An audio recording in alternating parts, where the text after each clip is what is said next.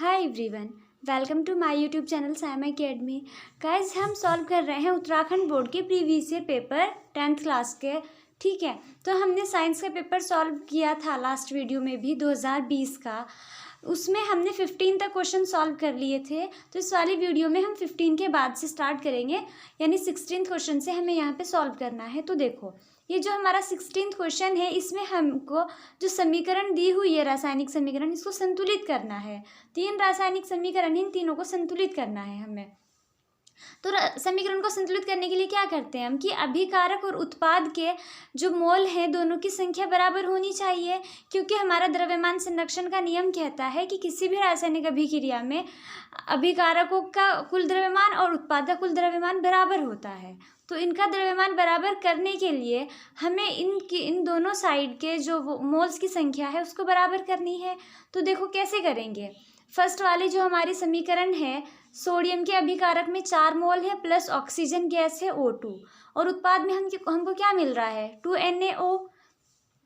इसका मतलब उत्पाद में हमको ऑक्सीजन तो 2 मिल रही है, लेकिन सोडियम तो हमें 4 मिलने चाहिए थे, वो भी 2 ही मिल रहे हैं। तो हमें क्या करना होगा, देखो वैसे भी जो हमारा सोडियम जब ऑक्सीजन के साथ रिएक्शन कराता है तो Na2O बनाता है, NaO नहीं बनाता, क्योंकि सोडियम की संयोजकता 1 होती है और ऑक्सीजन की 2 होती है। तो जैसे कि यहाँ पे मैंने दिखाया हुआ है क्रॉस मल्टीप्लिकेशन से, जब सोडियम और ऑक्सीजन रिएक्ट करेंगे तो Na2O बनेगा। बस आप उत्पाद में Na के साथ यहाँ पे 2 लगा दो नीचे, तो 2Na2O, और आपकी समीकरण संतुलित हो गई। ठीक है, नेक्स्ट समीकरण देखो, Fe2O3 प्लस 2Al, इससे बन रहा है Al2O3 प्लस Fe।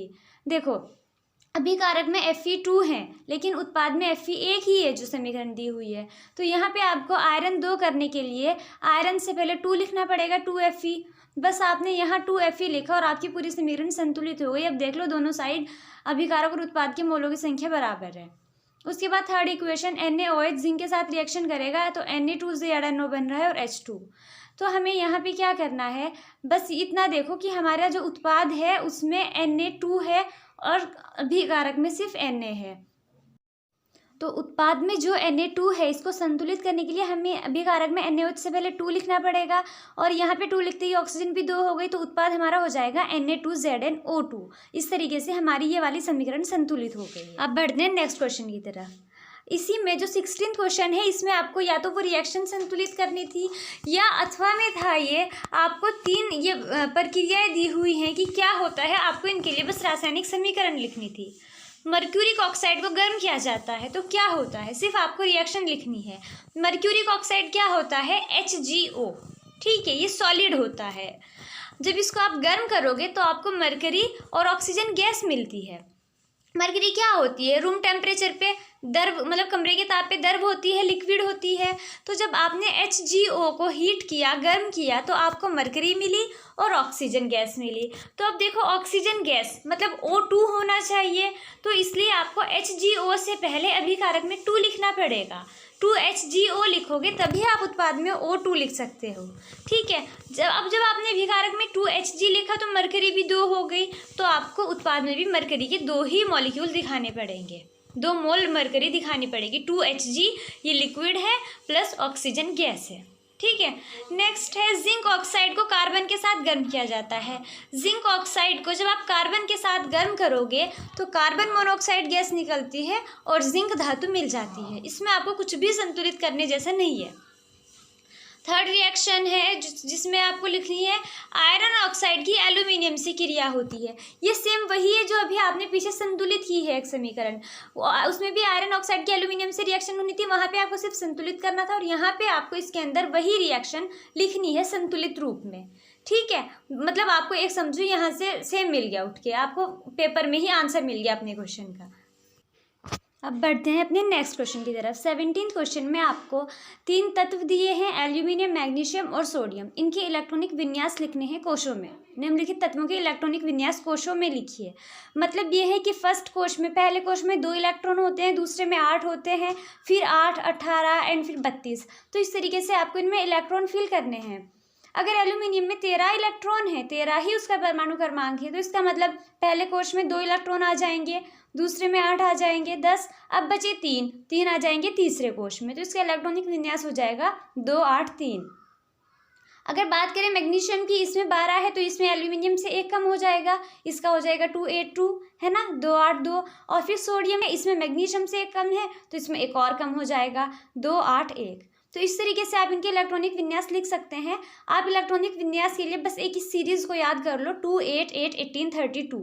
आपको इनके इलेक्ट्रॉनिक विन्यास याद रहेंगे। अगर आप इसको अच्छे से याद कर लोगे तो आप किसी भी तत्व का इलेक्ट्रॉनिक विन्यास लिख सकते हो। फिर नेक्स्ट क्वेश्चन है 18th, एक्वा रेजिया निर्माण में किन किन अम्लों का प्रयोग होता है तथा उनका अनुपात कितना होता है। एक्वा रेजिया की एक विशेषता लिखिए। देखो एक्वा रेजिया क्या होता है, इसमें सांद्र नाइट्रिक अम्ल और हाइड्रोक्लोरिक अम्ल, सांद्र नाइट्रिक अम्ल होता है HNO3 और हाइड्रोक्लोरिक अम्ल होता है HCl। इनको 1:3 के अनुपात में मिक्स किया जाता है। 1:3 अनुपात का मतलब ये है कि अगर आपका 1 मोल है नाइट्रिक अम्ल का तो आपके 3 मोल होने चाहिए हाइड्रोक्लोरिक अम्ल के। इनको जब आप मिक्स करते हो तो इससे जो बनता है एक एसिड ही होगा, क्योंकि नाइट्रिक अम्ल भी एसिड है, हाइड्रोक्लोरिक अम्ल भी एसिड है। जब इनको आपने मिक्स किया तो ये बहुत ही संक्षारण अम्ल होता है, बहुत संक्षारित करता है जल्दी से, सोने और प्लेटिनम जैसे धातु को भी गला देता है। वैसे तो नॉर्मली ये धातुएं अक्रिय होती हैं, इतनी जल्दी क्रिया नहीं करती, लेकिन अगर इनको एक्वा रेजिया के साथ रिएक्ट किया जाए तो एक्वा रेजिया इनको भी गला देगा, संक्षारित कर देगा। ठीक है, अब देखते हैं नेक्स्ट क्वेश्चन। 19 क्वेश्चन है, प्रकाश की दिशा में पादप की अनुक्रिया होती है, चित्र द्वारा समझाइए। तो देखो, प्रकाश की दिशा में जो पादप की अनुक्रिया होती है उसको कहते हैं प्रकाशानुवर्तन, यानी हमें प्रकाशानुवर्तन को चित्र द्वारा समझाना है। यहाँ पे हमने एक कॉनिकल फ्लास्क लिया है, देखो ये आपको यहाँ पे दिख रहा है, इसके अंदर एक सेम का पौधा रखा है। उसको जब हमने प्रकाश के पास रखा, किसी विंडो के पास रखा जहाँ से सीधा प्रकाश पौधे पे पड़ रहा है, तो क्या होगा, देखो जो इसका ऊपर का भाग है पौधे का, यानी प्ररोह वाला भाग है, वो तो करेगा प्रकाश की दिशा में अनुक्रिया, देखो वो प्रकाश की तरफ मुड़ रहा है। और अगर आप फ्लास्क के अंदर जो पौधे की जड़ देखें वो दूसरी दिशा में मुड़ रही है, मतलब वो प्रकाश से दूर जा रही है ना। तो प्रकाश की उपस्थिति में प्ररोह वाला भाग पौधे का प्रकाश की दिशा में अनुक्रिया कर रहा है, और जो जड़ वाला भाग है वो प्रकाश के विपरीत दिशा में, यानी प्रकाश से दूर मुड़ के अनुक्रिया कर रहा है। इसी को कहते हैं प्रकाशानुवर्तन। बस आपको जो पूछा था एग्जाम में, इसमें थ्योरी नहीं लिखनी, सिर्फ आपको चित्र ही बनाना था, ये चित्र बनाना है, इससे ही आपको समझाना है।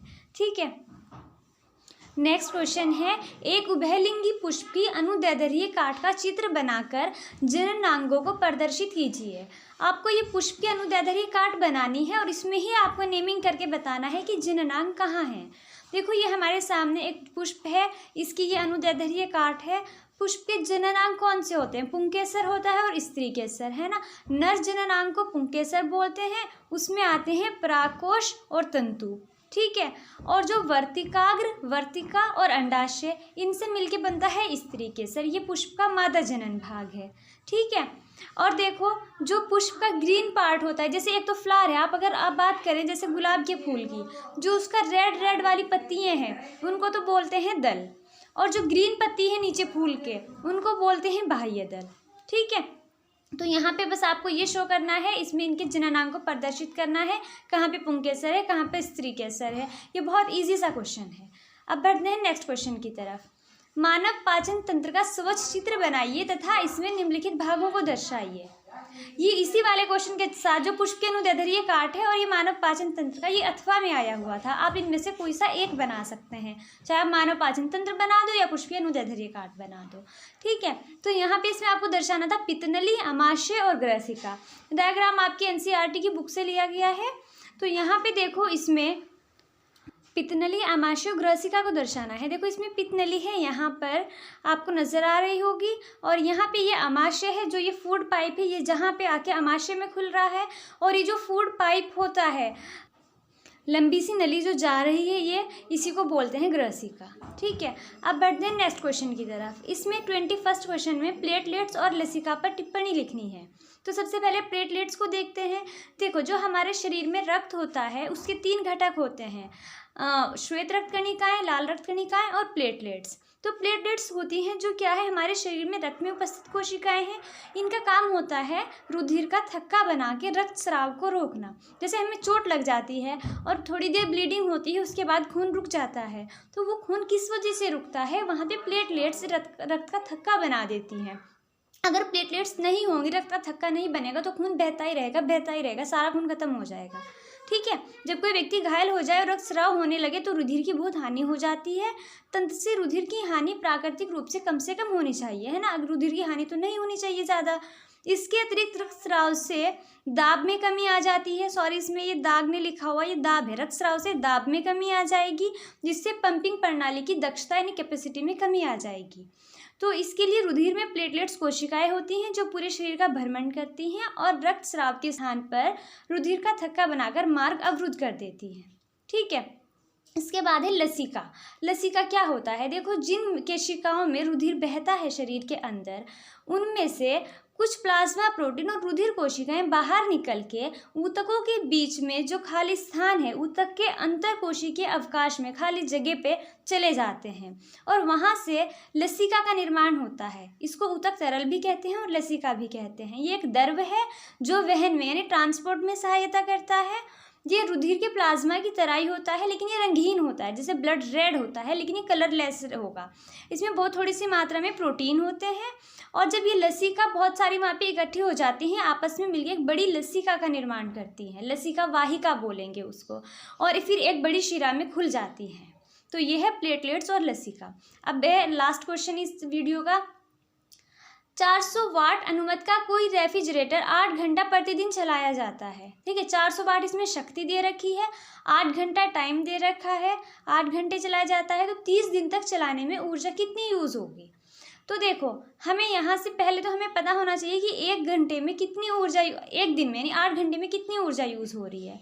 तो उसके लिए हम क्या निकाल, हमारे पास एक फॉर्मूला है, शक्ति इज इक्वल टू ऊर्जा अपॉन समय, है ना। तो ऊर्जा की जो दर होती है, कार्य करने की दर, उसी को तो शक्ति कहते हैं। तो यानी ऊर्जा इज इक्वल टू क्या है? P into T. हमने यहाँ पे पावर भी दी हुई है, टाइम भी। हम यहाँ से ऊर्जा निकाल लेंगे। ऊर्जा क्या होगा? शक्ति इंटू समय, P इंटू टी। शक्ति है 400 वाट, टाइम है 8 घंटे। 8 घंटे कितने दिन तक? 30 दिन तक, 1 महीने तक, 30 डेज तक। आप इसकी मल्टीप्लाई करोगे 400 वाट इंटू 8 आवर्स इंटू 30 डेज, इसकी मल्टीप्लाई करोगे तो आएगा 96,000 वाट आवर, वाट घंटा। वाट घंटा को किलोवाट घंटा में चेंज करोगे 1000 से भाग करके, 96,000, 96,000 को 1000 से भाग करोगे तो 96 बचेगा। अब 96 की आपको निकालनी है रेट 3 रुपये प्रति किलोवाट आवर, है ना। तो 3 रुपये प्रति किलोवाट की दर से आपको निकालना है। आप 96 की 3 से मल्टीप्लाई कर दो, 288 रुपीज़, 288 रुपये 30 दिन तक चलाने के लिए ऊर्जा का मूल्य होगा। ठीक है। इस वीडियो में हमने इतने क्वेश्चन किए, बाकी के क्वेश्चन नेक्स्ट वीडियो में करेंगे। आई होप आपको वीडियो अच्छे से समझ आई होगी। Thank you so much for watching.